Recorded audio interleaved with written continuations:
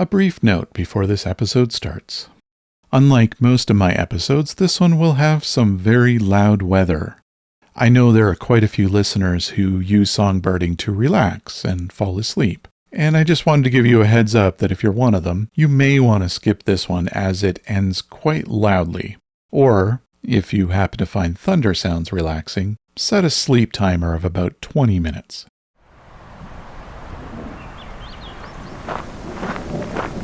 Here comes another one.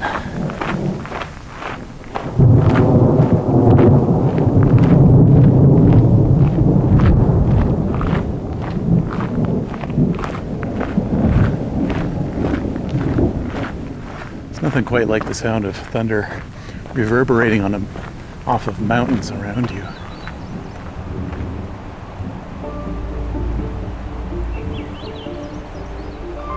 When I first arrived in Kanaskis Country to begin recording Songbirding, I started at the Jumpingpound Demonstration Forest, one of the easternmost hiking areas of Kananaskis.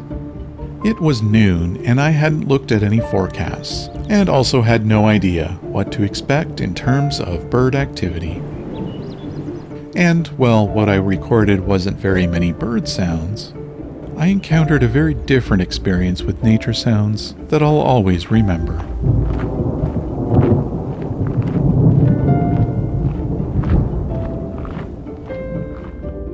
My name is Rob, and this is Stormbirding.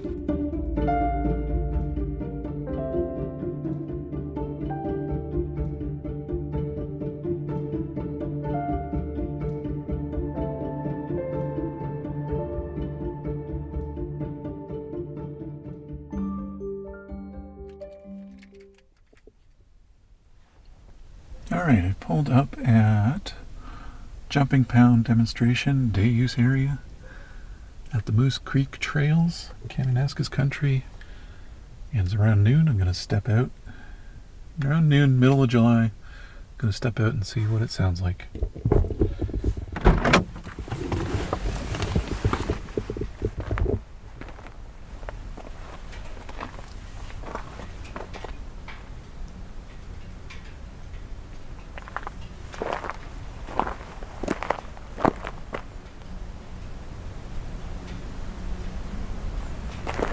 I'm hearing what might be some crossbills, so I'm gonna grab my hat and walk over there.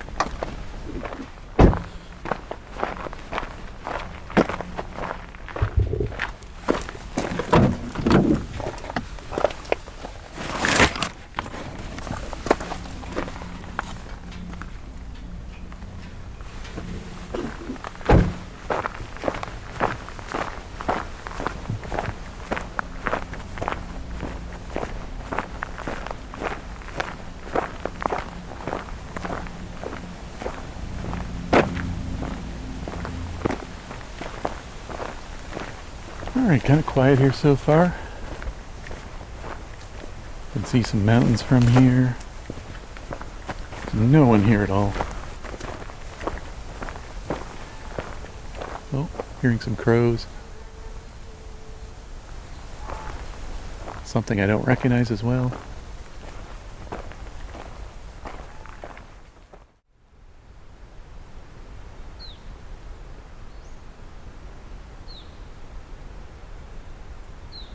Okay.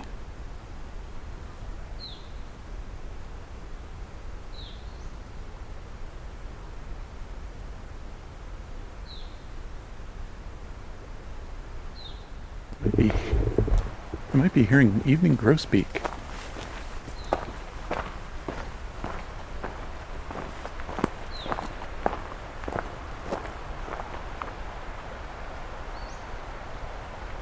And Pacific slope flycatcher.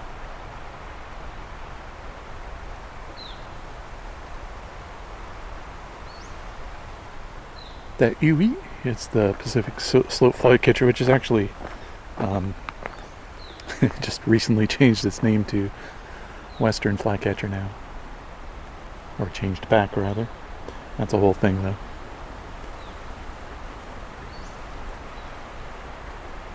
The Uwe, that's Pacific slope flycatcher. Where is he? I'm hearing multiple evening grosbeaks though. They sound different than in Ontario.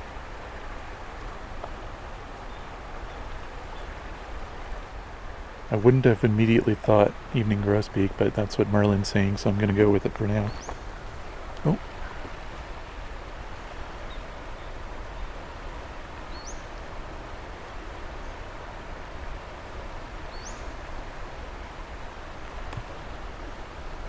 That Pacific Slope is singing from one of the spruces here.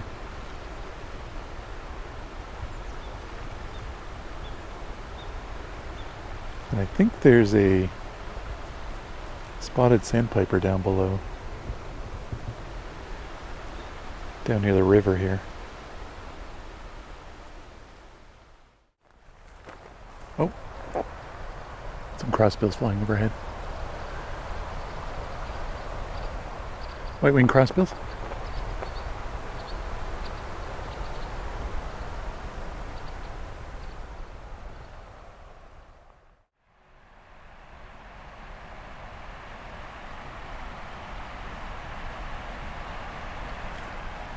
Got a little red squirrel next to me here. Not sure if that's the species red squirrel here or western relative. He's looking at me curiously. Only a few feet away.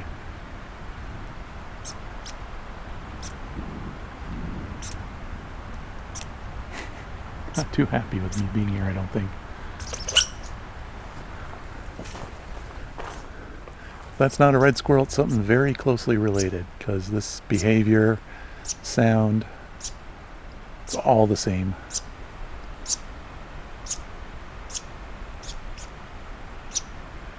They make a lot of sudden motions and squeaks. They'll sit and freeze and then make all kinds of sudden motions and squeaks in order to try to scare a predator off. They're very aggressive.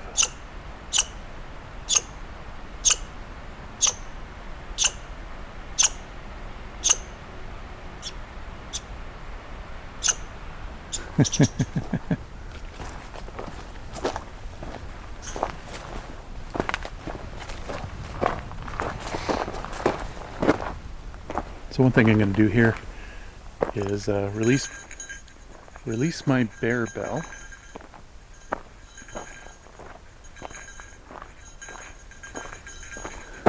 So one of the challenges of being a recordist around here is that we get grizzly bears here. Brown bears. And unlike in Bruce Peninsula where I come across black bears, you shouldn't just try to scare it away when it comes to grizzly. You should just like back up and leave. There's all kinds of other advice. You should look it up for yourself, but encounters with them are more of a problem than with black bears. Black bears is just, they'll just leave once they actually see you. But as a recordist, you know, I don't want to be adding jingles all the time to the recording. So what I'm trying to do is whenever I'm not hearing things bird-wise, I'll leave them going for a little bit so that I know I'm not sneaking up on anything and I'm not wasting my time with the recordings at the same time, and I'm not ruining the recordings at the same time. So these bear bells have a nice feature where there's a magnet you can just put on it and it silences it.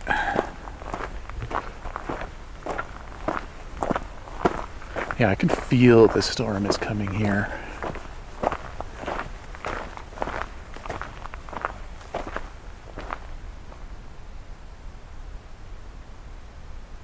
You can hear a distant raven, but there's no way that's in the recording.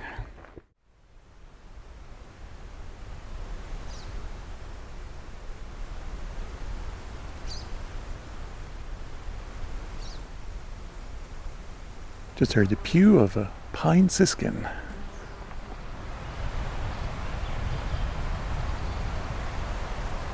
Hearing lots of white-winged crossbills.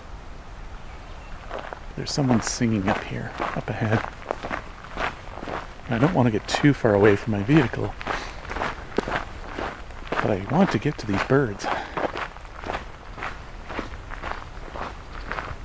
Oh, it's a big flock. White-winged crossbill.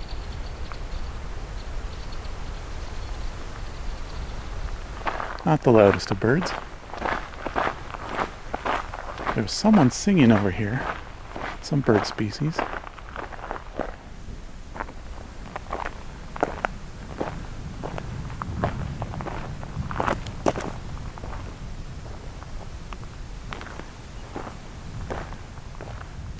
It's kind of neat to walk around in a potential thunderstorm without any rain.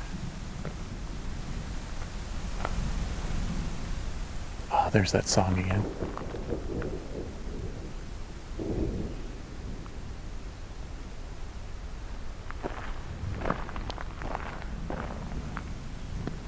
Okay. I'm gonna walk a bit, stop and listen, go towards the song.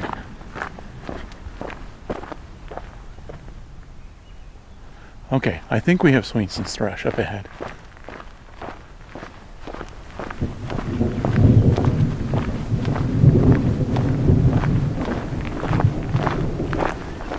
Some lovely thunder around here.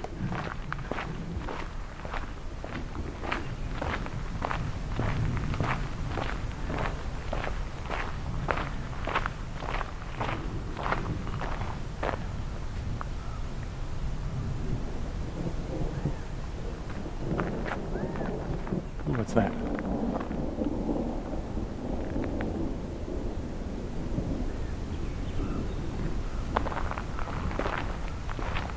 I think we have a couple crows calling.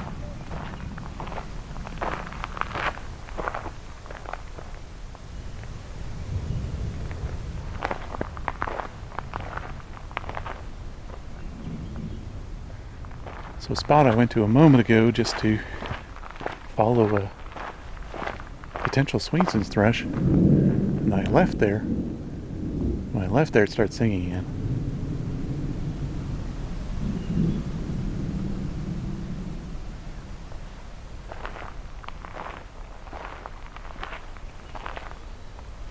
Okay.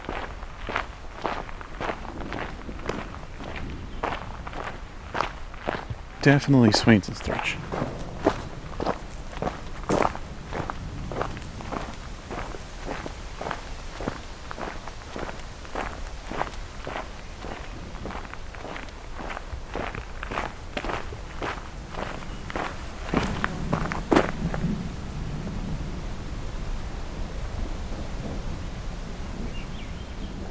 Okay. I wonder if we're just going to get a lot of thunder and no rain. I had a couple raindrops briefly, but then nothing the last like 15 minutes but thunder.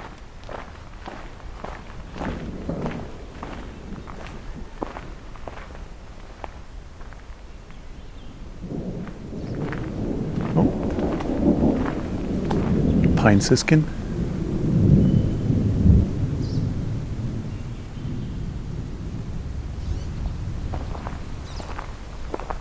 White-winged crossbill's coming.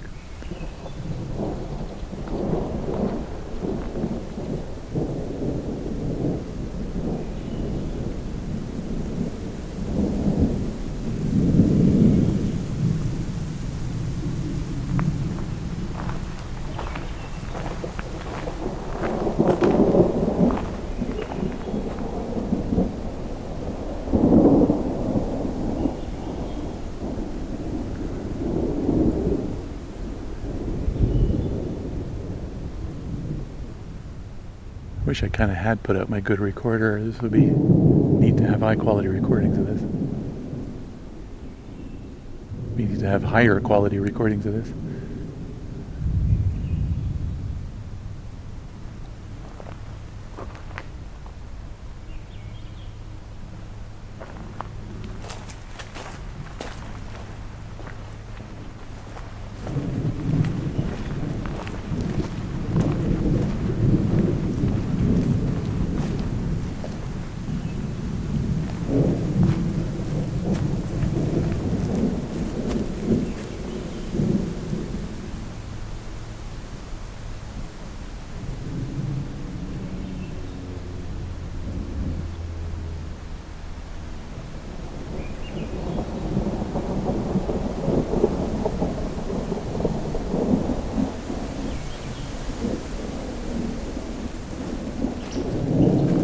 quiet here. This thrush is so quiet.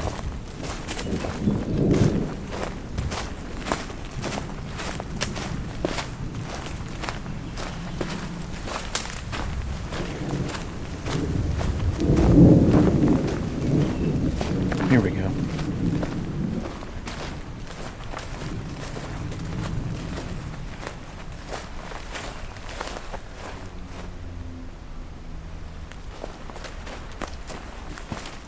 I also hear an aircraft. I don't know why someone would be flying in this weather.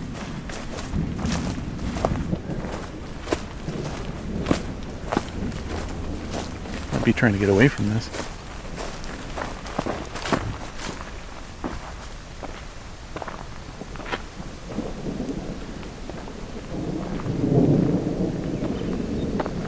Okay. Take one last chance get the Swainsons before it rains, I think.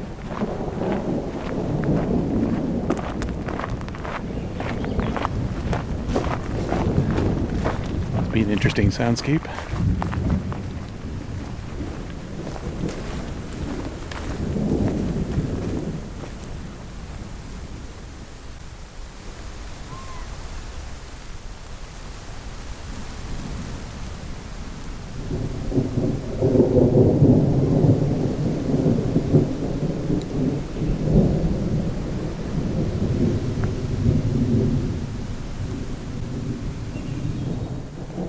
Bird moved on me, went downhill. Thankfully I'm close to the slope. There we go, we got line of hearing, if not line of sight.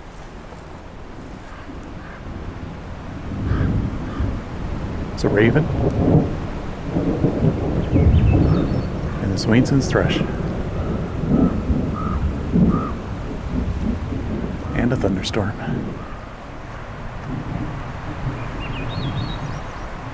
And a river here. Or creek.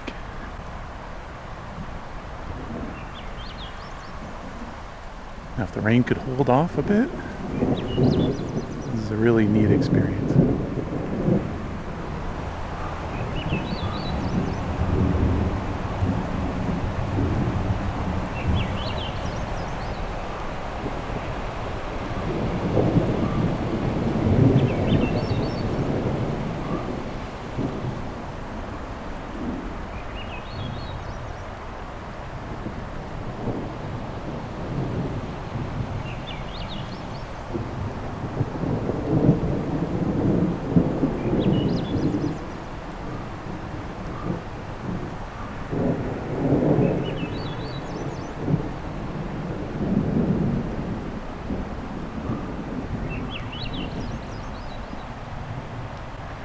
They always sound like they're spiraling upwards, their song. The Swainsons. So I think I associate the name Swainsons with spiral. They'll start with the S.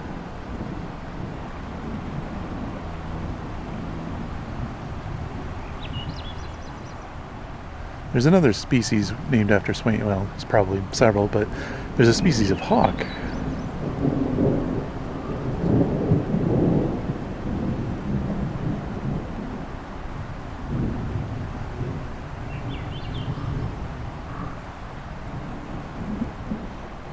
There's a Swainson's hawk as well.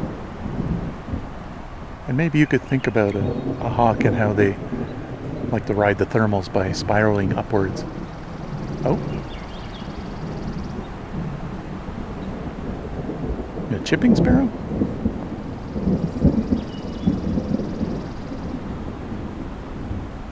Not sure if those are a thing here.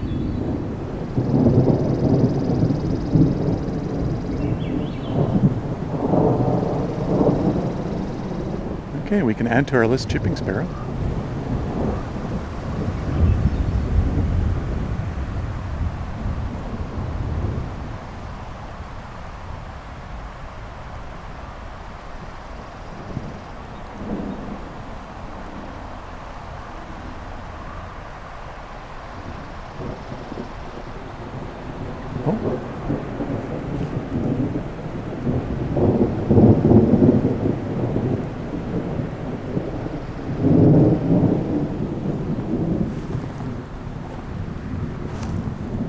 while it is raining a bit, is really just spitting. It's not something that's threatening the recording of this.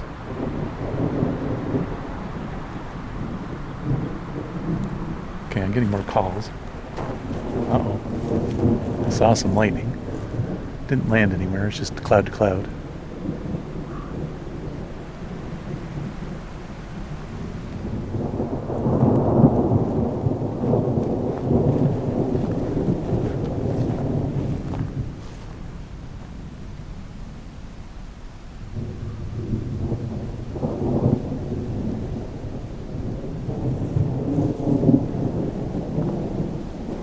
Thankfully, I'm not hanging around the highest trees right now, but I don't see any evidence of any lightning striking the ground anywhere yet.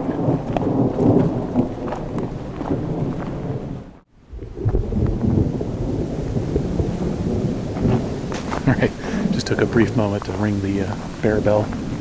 Oh, that's cool.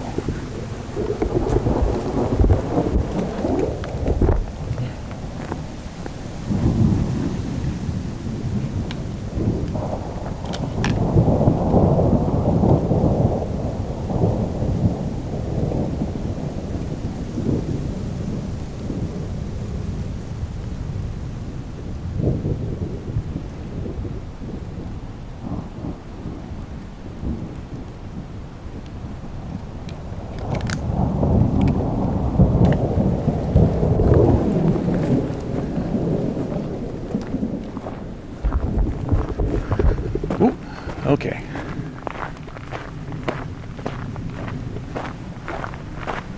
There's a big one incoming, I think.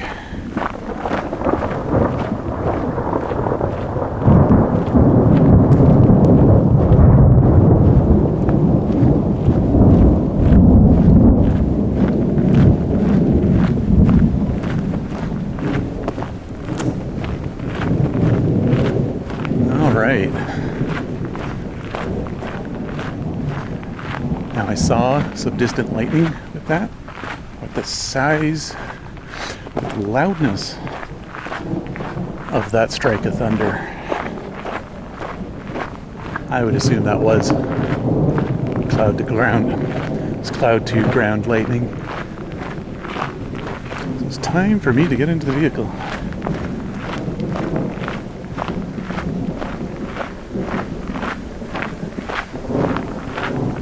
Ooh, that's a bright one. Here comes another one.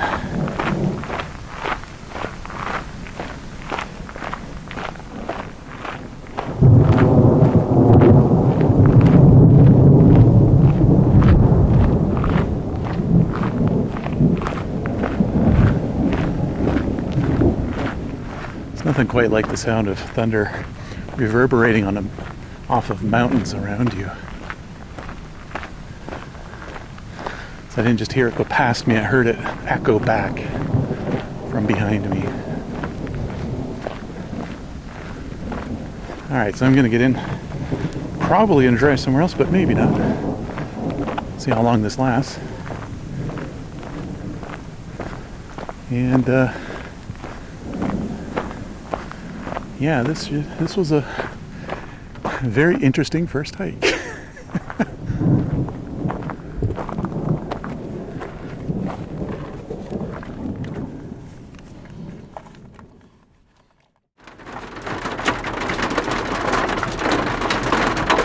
So I'm inside the car, and yeah, not just raining, it is hailing in here. It is hailing out there. So a smart idea to not hang around outside.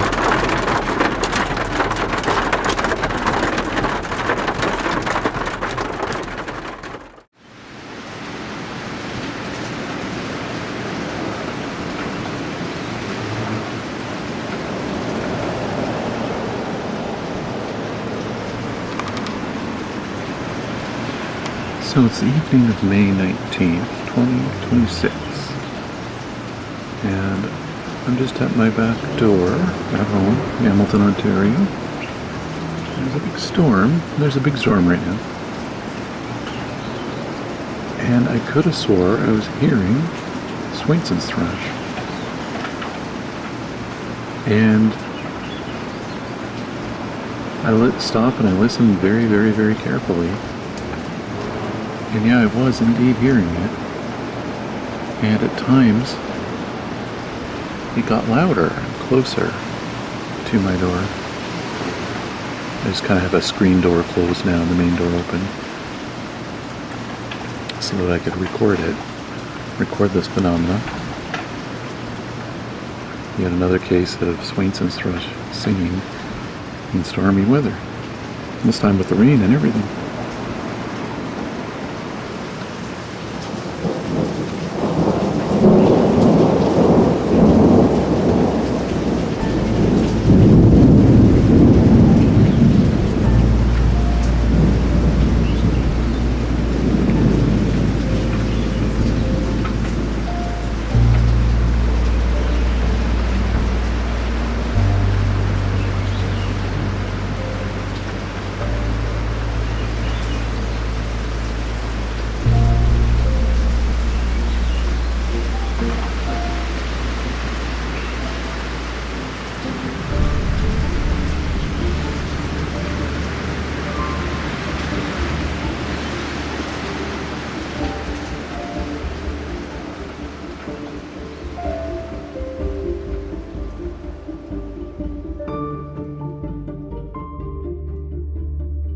Songbirding, Kanaskis Country is a Songbirding Studios production. It was recorded, engineered, narrated, and created by me, Rob Porter, with cover art and logo design by Lauren Helton, and Creative Commons music from Blue Dot Sessions.